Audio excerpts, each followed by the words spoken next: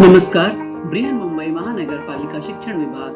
मैं हूं आपके वर्चुअल सहयोगी पूर्णिमा पांडे।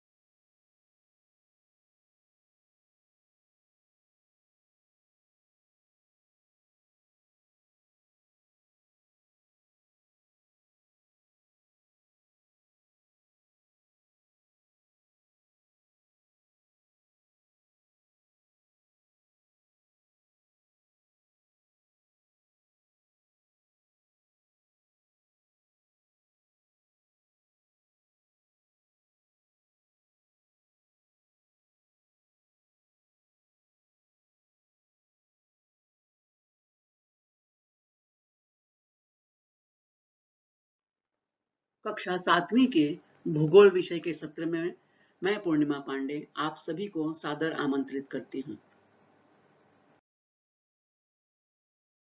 पाठ 2, सूर्य, चंद्रमा और पृथ्वी। अंतरिक्ष में जितने भी खगोलीय पिंड हैं, सभी गतिमान हैं। हमारा सूर्य भी गतिमान है। वह अपने अक्ष पर अपने चारों तरफ घूमता है।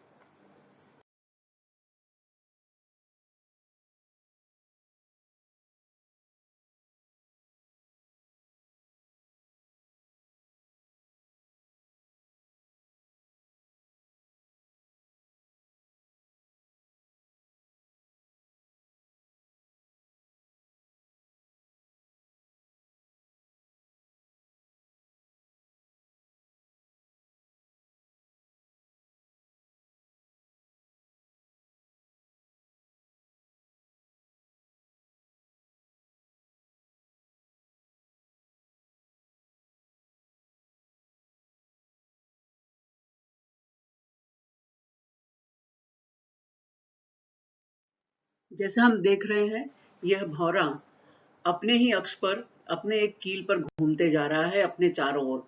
उसी तरह हमारी पृथ्वी भी अपने अक्ष पर अपने चारों तरफ घूमती है, जिसे हम पृथ्वी का परिभ्रमण कहते हैं।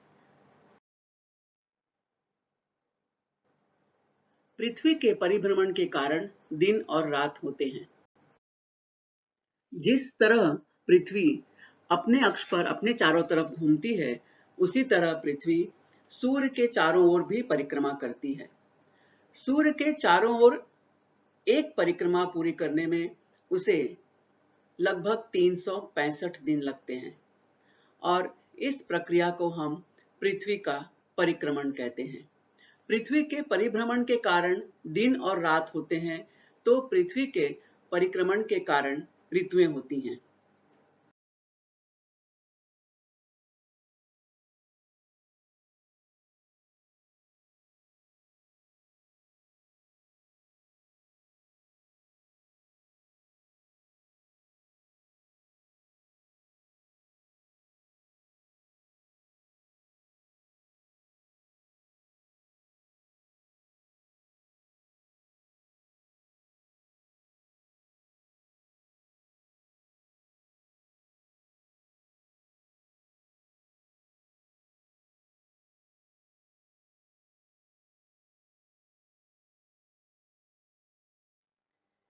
चंदा मामा, यह दृश्य हमने कई बार देखा होगा। तारों भरी रात और उसमें चांदनी बिखेरता हुआ चंद्रमा। तो आओ आज इस चंद्रमा के बारे में हम कुछ जानते हैं। अभी तक हमने सूर्य के बारे में जाना, अपनी पृथ्वी के बारे में जाना, और आज हम जानेंगे चंद्रमा के बारे में।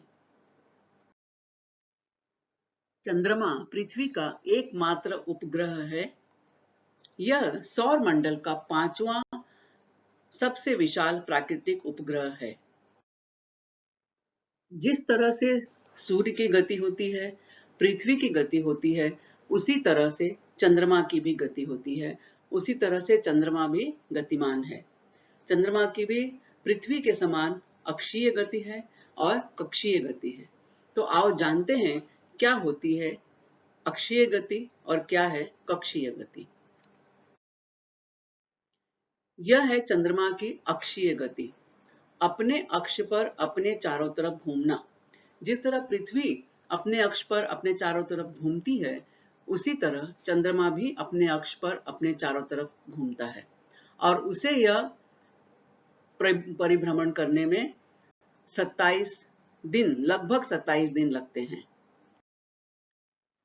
चंद्रमा अपने चारों ओर घूमने के साथ साथ पृथ्वी के चारों ओर भी घूमता है। पृथ्वी के चारों ओर घूमने की इस क्रिया को हम चंद्रमा का परिक्रमण कहते हैं। चंद्रमा जिस रास्ते से, जिस पथ से पृथ्वी की परिक्रमा करता है, उसे चंद्रमा की कक्षा कहते हैं और इस कक्षा में उसके घूमने की गति को उसकी कक्षीय गति कहते हैं। चंद्रमा पृथ्वी की परिक्रमा करता है और पृथ्वी सूर्य की परिक्रमा करती है। इस तरह चंद्रमा सीधे सीधे तो सूर्य की परिक्रमा नहीं करता, लेकिन अप्रत्यक्ष रूप से वह सूर्य की परिक्रमा कर लेता है। चंद्रमा की अक्षीय गति और चंद्रमा की कक्षीय गति। चंद्रमा को अपने अक्ष पर एक चक्कर पूरा करने में 27.3 दिन लगते हैं और अपनी कक्षा में उसे पूरा घूमने में 27.3 दिन लगते हैं।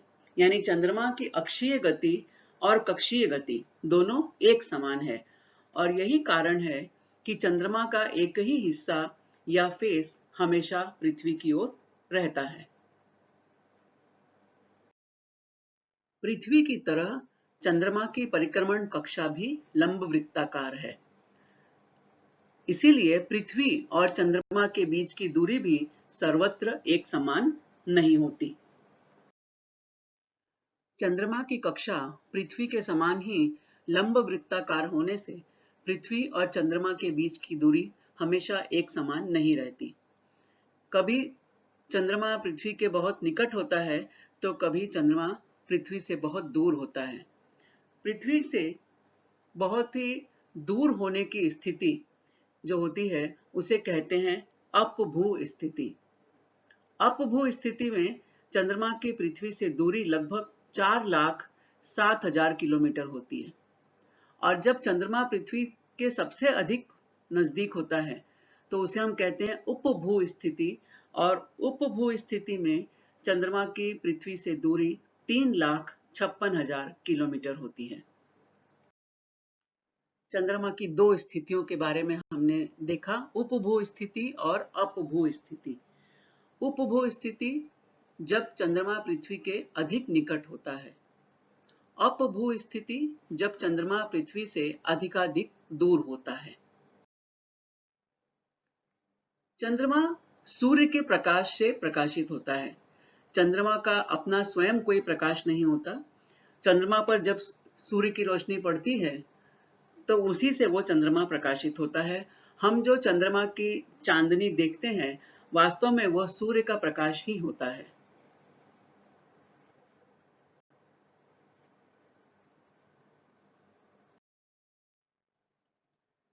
थोड़ा विचार करो, सूर्य के प्रकाश एवं चंद्रमा के प्रकाश की भांति क्या पृथ्वी का प्रकाश भी हो सकता है? और यदि प्रकाश है तो वह कहां होता है? आप लोग विचार करिए, इसका उत्तर हम वीडियो के अंत में देंगे। सूर्य, चंद्रमा, पृथ्वी सभी अपनी अपनी जगह चलायमान हैं और हम देख रहे हैं कि सूर्य को अपने अक्ष पर अपने चारों तरफ घूमने में लगते हैं पूरे 27 दिन। उसी तरह पृथ्वी को अपने अक्ष पर अपने चारों तरफ घूमने में लगते हैं पूरे 24 घंटे और उसे सूर्य के चारों तरफ परिक्रमा करने में, ये उसका परिक्रमा पथ है और इस परिक्रमा को पूरा करने में उसे लगते हैं 365 दिन। अब चंद्रमा को हम देखते हैं तो चंद्रमा को अपने अक्ष पर अपने चारों ओर घूमने में लगते हैं 28 दिन और पृथ्वी के चारों तरफ उसे परिक्रमा पूरी करने में भी लगते हैं पूरे 28 दिन। तो सबकी अपनी अपनी कक्षा, अपने अपने रास्ते। चंद्रमा की कलाएं। कभी कभी बच्चों हमें आकाश में चांद पूरा दिखाई देता है, पूरी चांदनी के साथ, अपनी रौनक के साथ, जिसे हम पूर्णिमा की रात कहते हैं। कभी एक दिन ऐसा होता है कि चांद हमें आकाश में बिल्कुल नहीं दिखाई देता, और कभी चांद अलग अलग आकार में, अलग अलग टुकड़े में दिखाई देता है। कभी पूरा आधा होता है, तो कभी आधे से कम, कभी आधे से अधिक, अलग अलग रूप दिखाई देते हैं। और चंद्रमा के इन अलग अलग रूपों को ही हम चंद्रमा की कलाएं कहते हैं। सबसे पहले हम देखते हैं कि सूर्य जो है, ये हमारे सोलार सिस्टम का सबसे बड़ा खगोलीय पिंड है, और चंद्रमा सबसे छोटा है। जब सूर्य की किरणें चंद्रमा पर पड़ती हैं, तो चंद्रमा पूरी तरह से प्रकाशमान हो जाता है। जैसा कि हमने अभी पिछली स्लाइड में देखा कि चंद्रमा का अपना स्वयं का कोई प्रकाश नहीं है, वो सूर्य के प्रकाश से ही प्रकाशित होता है। जब इस स्थिति में सूर्य की किरणें चंद्रमा पर पड़ती हैं, तो चंद्रमा पूरी तरह प्रकाशमान होता है, और पृथ्वी के इस हिस्से में रहने वाले लोगों को चांद पूरा दिखाई देता है, जिसे हम फुल मून डे या पूर्णिमा की रात कहते हैं। तो यहाँ पर रहने वालों को चांद पूरा चमकदार दिखाई दे रहा है। यह है फुल मून डे। अब धीरे धीरे हम देखते हैं कि यहाँ पर चांद का कुछ हिस्सा कालिमा में डूबता जा रहा है, यहाँ पर कुछ ज्यादा हिस्सा डूबा है। उसी तरह जब हम यहाँ पहुंचते हैं, तो चांद हमें बिल्कुल आधा दिखाई देता है। क्यों? क्योंकि यहाँ पर सूर्य की किरणें चांद की इस स्थिति में सिर्फ चांद के इस हिस्से पर पड़ रही हैं। अब चूंकि चंद्रमा का अपना कोई प्रकाश नहीं है, वह सूर्य के प्रकाश से प्रकाशित है, इसलिए पृथ्वी पर रहने वालों को चंद्रमा का इतना ही भाग दिखाई देता है, बिल्कुल आधा, जिसे हम अष्टमी भी कहते हैं।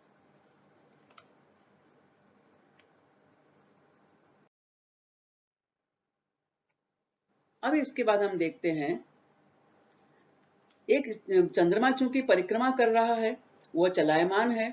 जब वो धीरे धीरे यहाँ तक पहुंच जाता है, अब हम यहाँ देख रहे हैं कि यहाँ चंद्रमा का अधिक से अधिक भाग कालिमा में डूबता जा रहा है।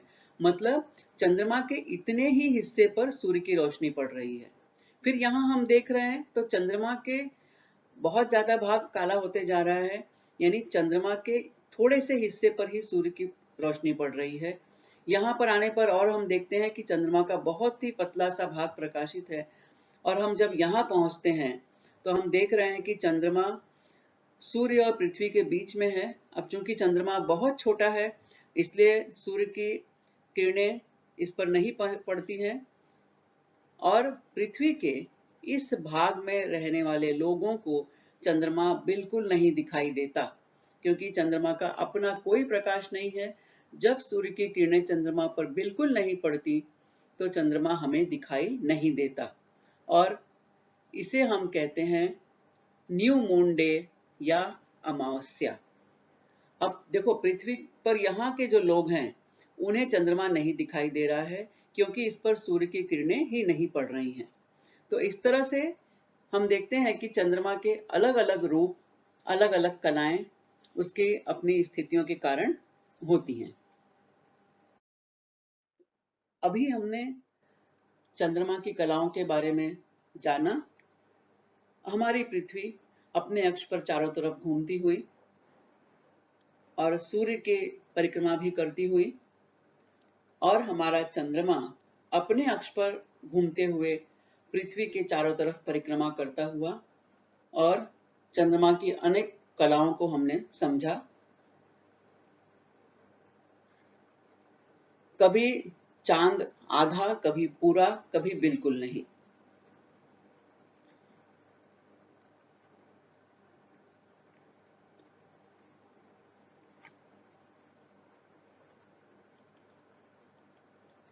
यहाँ हम देख रहे हैं चांद का पूरा रूप, पूर्णिमा का चांद, फुल मून डे जिसे कहा जाता है।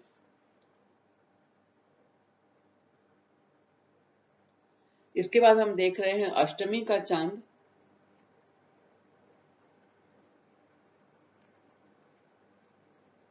ये है अमावस्या, जब चांद बिल्कुल नहीं दिखाई देता, यानी हम ये पूर्णिमा की तरफ से हम अमावस्या की तरफ चल रहे हैं। पूर्णिमा की तरफ से अमावस्या की तरफ चलने का अर्थ है पूर्णिमा के दिन चांद पूरा दिखाई देता है, फिर धीरे धीरे चांद घटना शुरू हो जाता है, और जब चांद घटने लगता है यानी चांद के आकार में कमी आने लगती है, और एक समय ऐसा आता है कि चांद हमें बिल्कुल नहीं दिखाई देता, यह है, इसे हम कहते हैं कृष्ण पक्ष।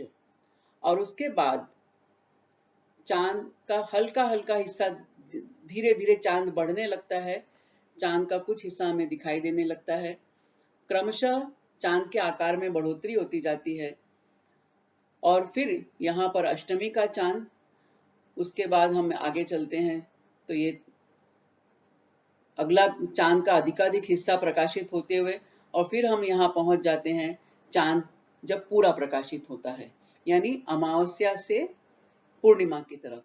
तो हम जब अमावस्या से पूर्णिमा की तरफ यात्रा करते हैं तो चांद का हिस्सा धीरे धीरे, प्रकाशित हिस्सा धीरे धीरे बढ़ने लगता है, इसे हम कहते हैं शुक्ल पक्ष।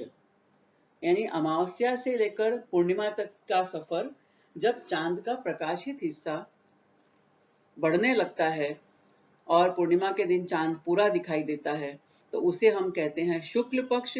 और जब पूर्णिमा से हम चलते हैं, यानी जब चांद पूरा दिखाई देता है, उसके बाद धीरे धीरे चांद का प्रकाशित हिस्सा कम होने लगता है, चांद का आकार घटने लगता है, तो इसे हम कहते हैं कृष्ण पक्ष।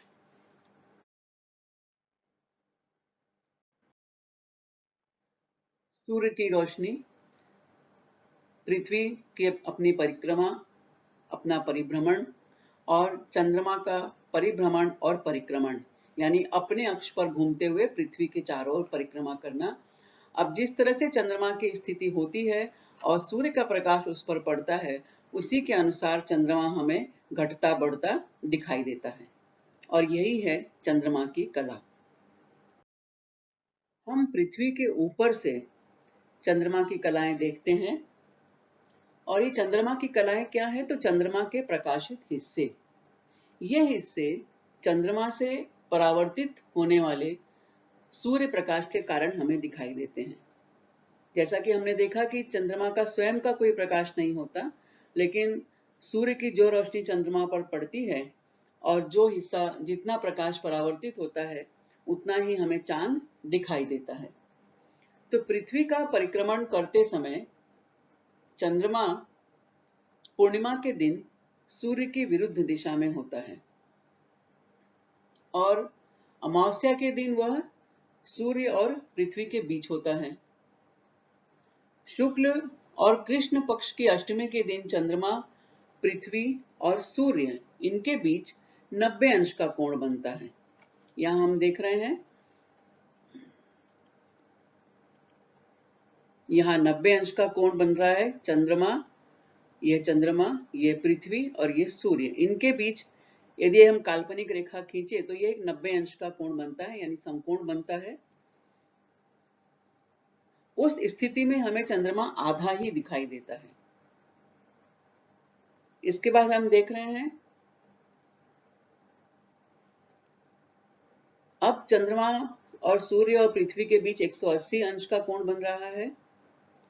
क्रमशः यह संख्या बढ़ती जाती है, और यह 180 से बाद में हम देखते हैं कि यह 270 अंश, और उसके बाद यह 360 अंश पूरे हो जाते हैं।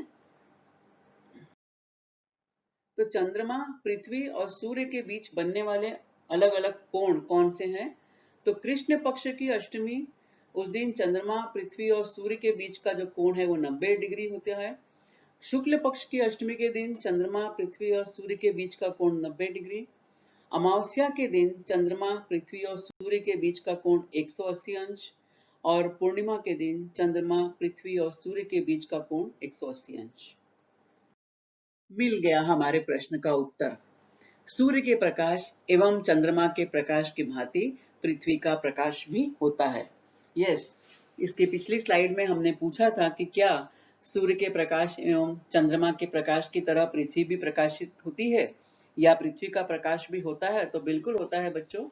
जिस तरह से चंद्रमा स्वयं के प्रकाश से प्रकाशित नहीं होता, वह सूर्य के प्रकाश से, सूर्य की रोशनी से प्रकाशित होता है, उसी तरह पृथ्वी भी अपने परिभ्रमण के दरमियान सूर्य के सामने से गुजरती है और पृथ्वी का जो हिस्सा सूर्य के सामने होता है वह प्रकाशित होता है।